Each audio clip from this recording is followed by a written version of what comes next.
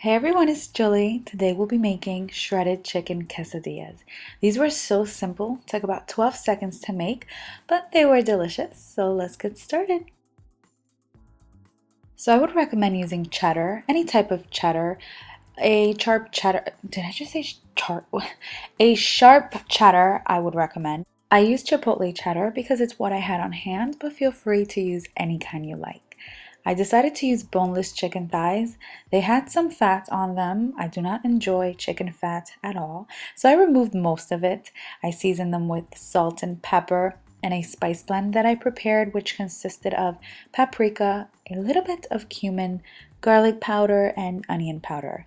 I did not use chili powder or cayenne powder because cayenne pepper. Oh, I'm a little tongue-tied today because I did use chipotle cheddar cheese, but if you use plain cheddar cheese, I do recommend adding a pinch of chili powder or cayenne pepper to spice things up a bit. Let's saute the chicken in a little bit of oil, season the other side the same way we did the opposite side, and we are going to cook these for about 6 to 7 minutes on each side or until they're done. You want to be able to rock your skillet back and forth, and the chicken should float around easily. If your chicken is stuck to the pan, if you aren't careful, it can burn really easily, and that's what you don't want. Usually that happens when you don't use enough oil and have the flame on high. I like to cook it over high heat for the first minute and then I reduce the heat to medium low. So remember, a floating chicken is a good chicken. Same thing with eggs. Now you can certainly remove the chicken from the skillet and shred it on a cutting board. I just did it quickly in the skillet.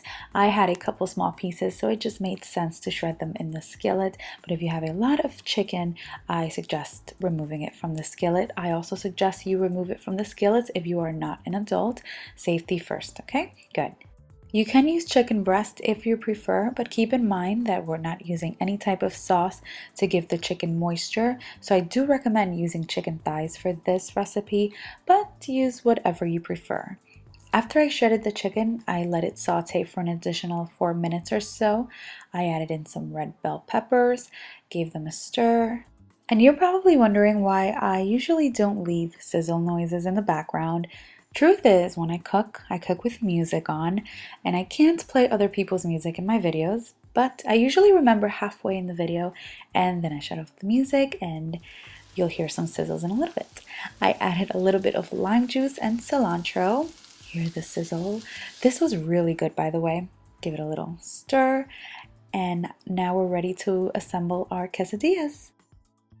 So you want to place the tortilla over a grill, add some cheese. When I was a kid, I used to make quesadillas in the microwave. My mom didn't let me use the stove when she wasn't home, so I just made it work. And I used to use American yellow cheese slices. No chicken. Oh man, I wouldn't eat that today for nothing in the world. Good memories. Now you can add as much or as little chicken and cheese as you like.